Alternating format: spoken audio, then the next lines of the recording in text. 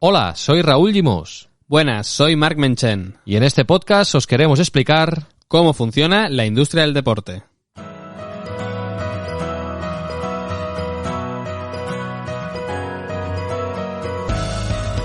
Descubriendo la industria del deporte, con Raúl Llimós y Marc Menchen. Un podcast patrocinado por CaixaBank.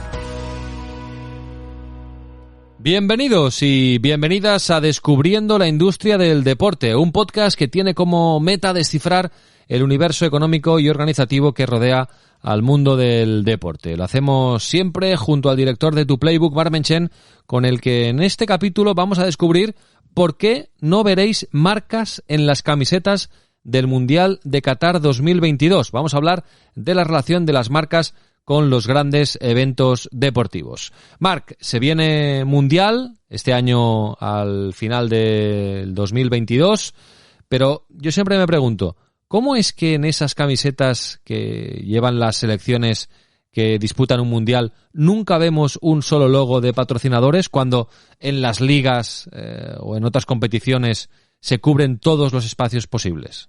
Pues todo tiene que ver con quién lo organiza y la necesidad de asegurar que sus patrocinadores monopolizan al máximo cualquier imagen o vídeo relacionado con un torneo que se disputa cada 4 años. La FIFA, que es quien regula la disciplina a nivel global y gestiona este torneo, recoge en sus estatutos que está estrictamente prohibida toda publicidad de patrocinadores, fabricantes, si excede las dimensiones permitidas y o terceros, así como toda una declaración política, religiosa, personal o de cualquier otra índole en cualquiera de las piezas del equipamiento de juego en cualquier partido. Esto es lo que dicen literalmente los estatutos y, en resumen, lo que quiere decir es que si no eres patrocinador de la FIFA no puedes aparecer en ningún sitio. Que si no le pagas directamente a la FIFA no vas a tener presencia. Y en esta normativa no hay ni una sola excepción. En los entrenamientos, por ejemplo, sí que solemos ver a algunas marcas, ¿no? ¿Es la única ventana donde se puede ver una marca relacionada con un gran evento? Es la única vía que dan y realmente siempre y cuando no sea el día de partido o el día de antes, en el que se vuelve a blindar que los únicos logos que se ven son los patrocinadores del campeonato. Y eso que las selecciones siempre van a necesitar algo de exposición para sus patrocinadores. Pensemos que este producto audiovisual es muy intermitente porque son 2 o 3 momentos al año de parón de las competiciones domésticas de clubes, más las grandes citas como la que vamos a tener este 2022 con el Mundial, que es donde se concentran las audiencias, el seguimiento y, por lo tanto, el retorno mediático para las marcas. Eso, como ya hemos ido viendo en anteriores capítulos de este podcast, ha ido creciendo, ¿no? Cada vez hay más contenido al margen del directo, de la retransmisión, y eso ayuda a que las selecciones puedan dar más visibilidad a algunas marcas. ¿Hay alguna otra excepción a la norma, Marc? La única excepción es el Mundial de Clubes y con matices. Creado en el 2000, fue un requisito indispensable para poder salir adelante y no enfrentarse a los equipos de fútbol, principalmente los europeos, que tienen patrocinadores muy importantes. Eso sí, Raúl, únicamente se les permite al patrocinador principal con el que lograron el billete para dicho torneo en el frontal de la camiseta y no puede exceder el área de 200 centímetros cuadrados. Es decir, si se ha cambiado de socio comercial entre una temporada y otra, no sirve, no vas a poder tenerlo. Vamos, que ni rastro de los socios que puedas tener para la manga, la parte trasera de la camiseta o el pantalón, que son los otros activos que habitualmente suelen vender los equipos de fútbol. Porque esta situación, Marc, no se da en las ligas nacionales, en torneos internacionales de clubs y demás. ¿Por qué no? Es un tema 100% económico, porque, Raúl, ¿tú cuánto dirías que genera un Mundial en ingresos por marketing y patrocinio? Uy. Vamos a jugar. A ver, déjame pensar, pero, hombre, al final tienes una audiencia global de 5.000 millones de personas, todos los cracks presentes en la cita mundialista, no sé, por decir una cifra, más de 1.000 millones de euros. Más. El presupuesto del organizador para este año marca unos ingresos de 1.353 millones de dólares por marketing, lo que equivale al 29% de toda la facturación de un 2022 que se completará con la competición en Qatar. Y claro, la contraprestación se concentra esencialmente durante las retransmisiones y las actividades que se producirán en una ventana temporal de poco más de un mes, y de ahí que se quiera reducir el número de marcas visibles para que la memoria del espectador solo tenga que recordar unos cuantos logos. Entiendo. ¿Y eso siempre ha sido así?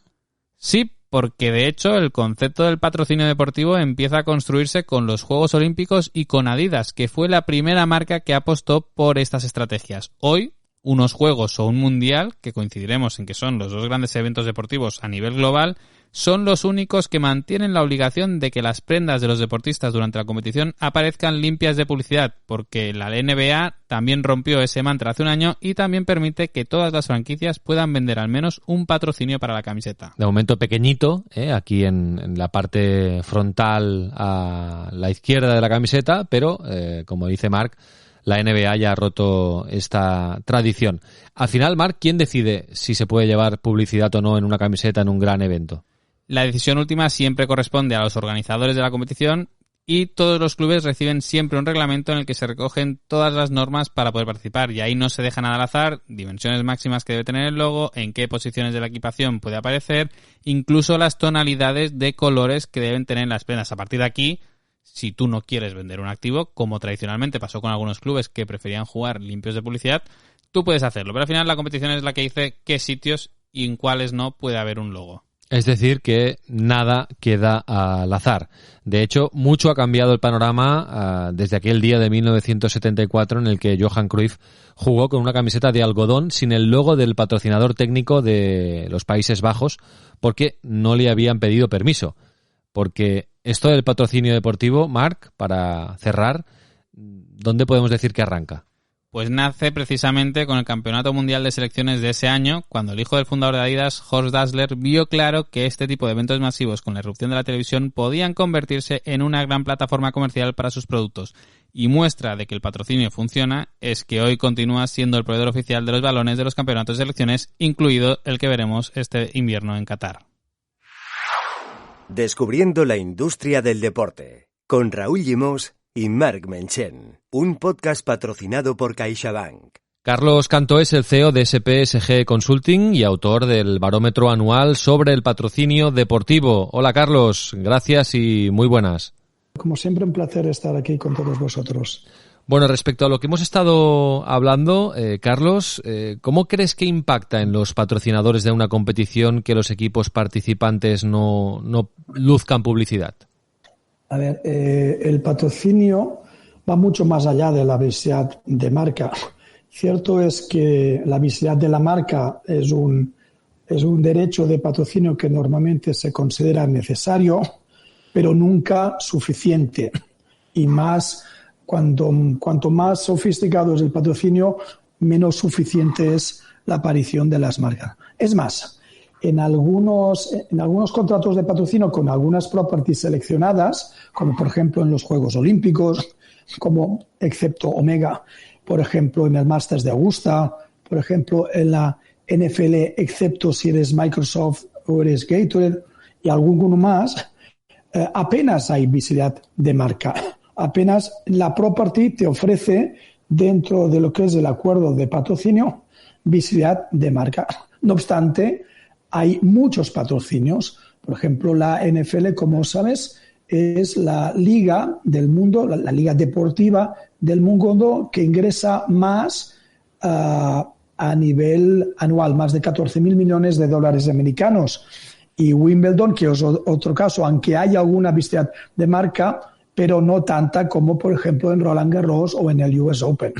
Y a nivel de patrocinio también generan más ingresos que no Roland Garros, donde hay mucha más visibilidad de marca. Entonces, para resumir un poco esta introducción, la visibilidad de marca normalmente se da, es necesaria, pero no suficiente y cada vez es menos suficiente. Depende de los diferentes públicos objetivos a los cuales se activa y, evidentemente, depende también de los objetivos de patrocinio de cada una de las marcas patrocinadoras. Carlos, en un contexto en el que las marcas cada vez nos pueden impactar por muchas vías, ya no solo la televisión, sino redes sociales, etcétera, ¿esta exclusividad en los contratos de patrocinio sigue teniendo algún tipo de sentido? Por un lado, la marca de la property se refuerza. Hay un libro muy, muy bueno que yo recomendaría a todo el mundo que está en el mundo del patrocinio y del branding también, que lo leyera, que se titula Olympic Turnaround. La versión española no sé por qué se tradujo brillantemente como oro olímpico, pero bueno. Que es de una persona que se llama Michael Payne, que durante muchos años fue el director de marketing del Comité Olímpico Internacional. Y ahí explica realmente por qué, por un lado, restringen el número de marcas asociadas al Comité Olímpico Internacional y dos, cuáles son realmente esos derechos de patrocinio que otorgan, que ofrecen a las marcas vinculadas al Comité Olímpico Internacional. Y evidentemente no hay nada, excepto, reitero, Omega o alguna muy técnica y muy concreta, no hay visibilidad de marca. Cuando tú vas a un estadio que se celebra, una piscina, una cancha, un pabellón donde se celebran los Juegos Olímpicos, no ves marcas ahí, comparativamente, por ejemplo, con la UEFA Champions League, ¿no? O cuando tú lo ves por una pantalla, no ves marcas, reitero, excepto Omega y algunas más muy técnicas. Una, se refuerza la identidad corporativa y el valor de la marca, de la property, no del patrocinador, sino de la property. Y luego, en la activación de ese acuerdo de patrocinio, ahí sí que se permite utilizar la marca, en este caso, los aros olímpicos o el emblema de los Juegos Olímpicos más locales con el comité organizador local o del IOC en general. Pero que esto refuerza realmente a la propia. Por parte de la marca, a ver, en patrocinio, y esto es casi el ABC del patrocinio, ¿no? Hay como dos fases. Primeramente es la adquisición de los derechos de patrocinio por los cuales tú te asocias a una property en consideración, y la otra es la activación de este acuerdo de patrocinio, de estos derechos que tú has adquirido a través del acuerdo de patrocinio. Y es realmente en la activación del patrocinio donde tienes que desarrollar toda esa estrategia para dar a conocer, para comunicar esa relación que existe. No solo a nivel de diversidad de marcas, sino cada vez más a través de la generación o co-creación, diría yo, de proyectos en común entre patrocinador y patrocinado que realmente respondan a los objetivos de la marca como patrocinadora y a los objetivos de la property. Y muchos de estos proyectos que denominamos como proyectos verticales y que permiten diferenciar a los diferentes patrocinadores de una misma marca, también trabajan muy bien uno de los grandes objetivos del patrocinio por parte de las marcas actualmente, que no es más que la reputación de marca, que es diferente, porque si vamos en el funnel un poco, tenemos la notoriedad de marca, que lo da la visibilidad, pero luego el posicionamiento, la venta y la fidelización. Por mucho que aparezca mi marca, si no realmente trabajo bien la propuesta de posicionamiento y luego la venta y la fidelización, la marca, la visibilidad de marca, pues no alcanza por sí sola todos los objetivos de patrocinio por los cuales yo invierto ese dinero. Perfecto. Carlos Cantó, muy amable, muchísimas gracias. Un fuerte abrazo a todos. Gracias.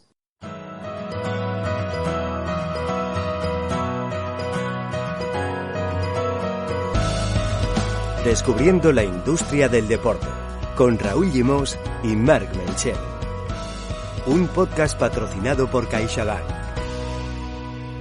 Como hemos hecho en todos los capítulos de Descubriendo la industria del deporte, vamos a cerrar este episodio con 3 ideas, 3 frases que pueden resumir el contenido que os hemos ofrecido hoy dedicado a las grandes marcas y los grandes eventos. Marc, ¿cómo resumiríamos lo que hemos explicado en este capítulo? Pues a los románticos de las camisetas les encantará, pero la prohibición de publicidad en las equipaciones de las selecciones es una oportunidad de ingresos perdida para muchas federaciones. El segundo punto para mí es que el Mundial tiene muy pocas ventanas de visibilidad durante el ciclo de 4 años en el que se disputa, y de ahí la necesidad de blindar cuántas marcas se pueden ver en sus eventos. Y para rematar, Raúl, igual que la inmensa mayoría de competiciones ya permiten publicidad en las camisetas, yo creo que es cuestión de tiempo que esto acabe cambiando. Con este capítulo, el número 12, ponemos fin a la primera temporada de este nuevo podcast, Descubriendo la Industria del Deporte, con el que os hemos querido descubrir cómo funciona esta industria y alguna de sus claves. Marc, ha sido un placer. Muchísimas gracias por todo. Raúl, placer mío de haber conversado contigo y con tantos expertos que nos han acompañado para hablar de esta industria, un claro motor económico del país. Hasta pronto, Marc. Un abrazo.